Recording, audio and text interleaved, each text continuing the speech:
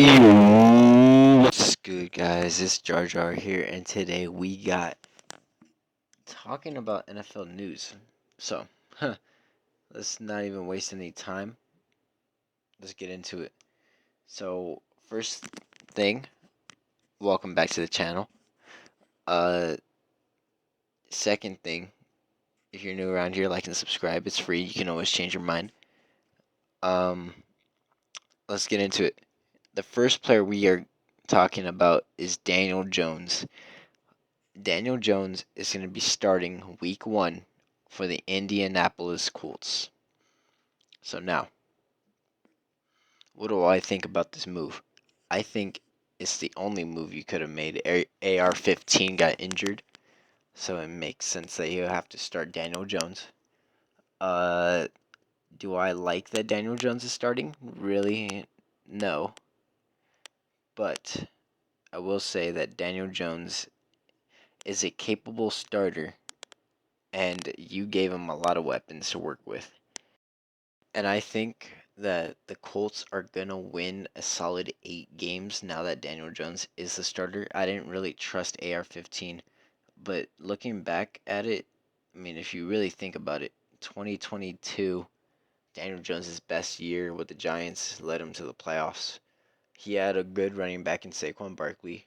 You have a great running back in Jonathan Taylor.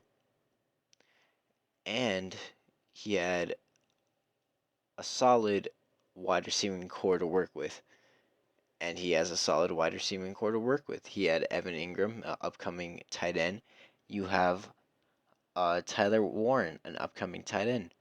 I say that if this is the year to the Colts win the division, they're gonna win the division with 8 to 10 wins. Now that Daniel Jones is starting, I feel like his system will definitely work. Do I like this move? Kind of. But I would have preferred a different starting quarterback over Daniel Jones.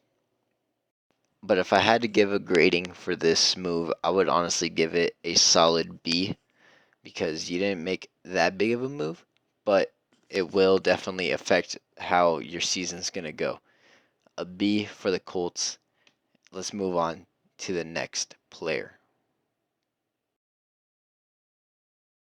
The next player that we have is Brian Robinson Jr., which is this was a very shocking move. I was not expecting Brian Robinson to get traded to the Niners. There's two sides of this: the Commanders and the Niners. The Niners won this trade because you got a solid number 2 running back now if um, CMC gets injured.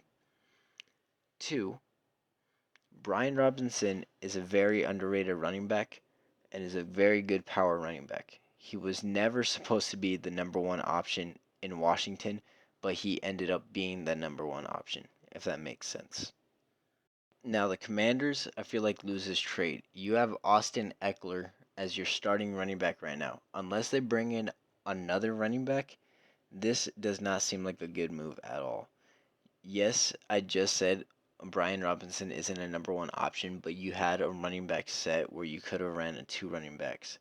You had Austin Eckler, obviously, and Brian Robinson that you obviously just traded to the Niners. This is honestly a bad move because your running game gets a lot weaker, and this puts a lot more pressure on Jaden Daniels to carry that run offense. As you can see right here, this is a very prime example. Brian Robinson is a power back, shouldn't be the number 1 option. This is a good move for the Niners, bad move for the Commanders. Now, people may say I'm crazy for this, and also I am aware that Quinshon Judkins is not a starter in real life. This is just how Madden has it. In real life, it would be Jerome Ford right now. Um, the next move is Joe Flacco. Most people think that this is the right move, and I'm not most people. I think this is kind of a desperate move because yes, Kenny Pickett is out. That takes away one of your QB options. You got Dylan Gabriel, Shador, and Joe Flacco now. What are you going to do? Logically, people say, oh, you should throw in Joe Flacco because he has more experience, blah, blah, blah. Yes, if you're going based off of that, then he should be the starter. But my issue is that Joe Flacco is a backup. I feel like Shedeur should get a shot. Even if it's not Shedeur, it should be Dylan Gabriel either way. Because these two quarterbacks should at least get a shot at proving what they have. Shedeur's proved his point already. Yes, it was second and third stringers, but you can argue Joe Flacco was playing that a couple years ago, and he got his shot. So why not Shedeur? I don't like this move at all. But Joe Flacco starting off for the Browns, regardless of who's a starter, I do see the Browns still doing pretty bad. But if Shedeur was a starter, in my opinion, they would have done a little bit better. I do not like this move. Let's go on to the next player. The next move is Matthew Judon signing with the Dolphins. So now, I think this is an okay move. It's not a flashy move, but it's a fundamental move. This will help the youngsters learn how to get off the edge at an elite level. Matthew Judon isn't elite anymore, but at one moment he was very elite.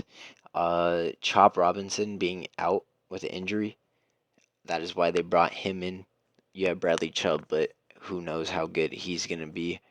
Um, I would say Matthew Judon's gonna fit that edge perfectly, even though the Madden gameplay doesn't show it here. He does play with a lot of enthusiasm and a lot of energy, and he will bring a lot of force going onto that Dolphins D line. And this D line only gets better now.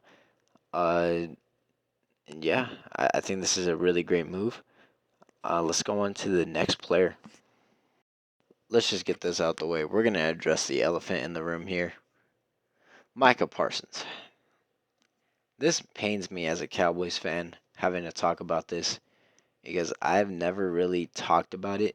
I've always kept it to myself because I felt very embarrassed about this. This makes me feel ashamed to be a Cowboys fan. But let me tell you what I think is going to happen with Micah Parsons. What I think is Micah Parsons is not going to get his extension immediately. He's going to get his extension within mid-season. He's going to have to prove to Jerry Jones again, even though it doesn't make sense. But he's going to try to prove Jerry Jones wrong. He's clearly already done that from year to year. But Micah Parsons needs to be paid.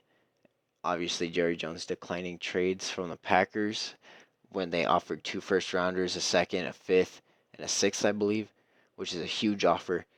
But Micah Parsons is someone you don't trade, which makes sense.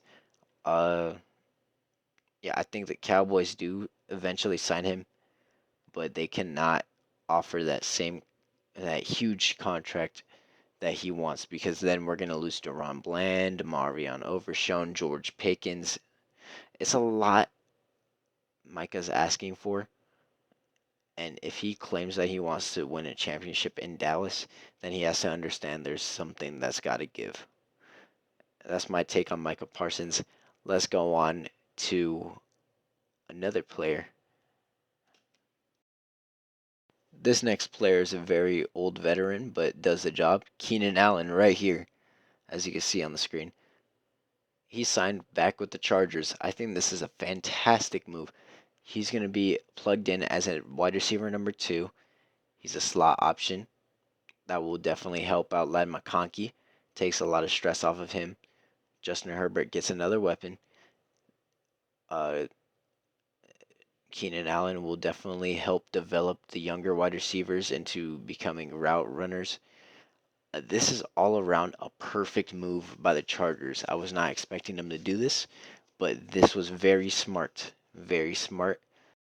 But I do want to make this clear. This is still Jim Harbaugh's offense. We know that he's going to want to run the ball. And Keenan Allen is still going to have a huge role in his offense. It's just not going to be the way people think it is. Like, oh, Jordan Addison or George Pickens or freaking Puka Nakua. Like, you feel me? It's going to be a move that helps this team for the future and right now. So, this is a perfect move. And yeah, good job, Chargers. And Keenan Allen for coming back to the Chargers. This is just perfect. I hope you enjoyed this video. This is the very end. There's not much more to talk about. There is a couple moves though that happened while I was recording this video. Sam Howell being traded to the Eagles. Carson Wentz being traded. Uh yeah, this is kind of crazy, but I mean, there's not much to really say about that. Backup quarterbacks being traded everywhere. A lot of cuts happening. I will speak on that in another video. Um, yeah, if you guys enjoyed this video, please like and subscribe.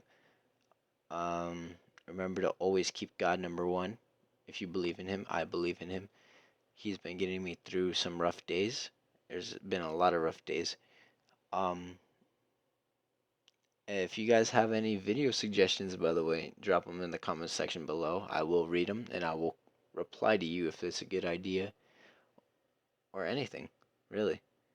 Um, Sorry I haven't been making content lately. School's been a little stressful, and it's gonna get a little bit more stressful with a couple things I'm doing behind the scenes.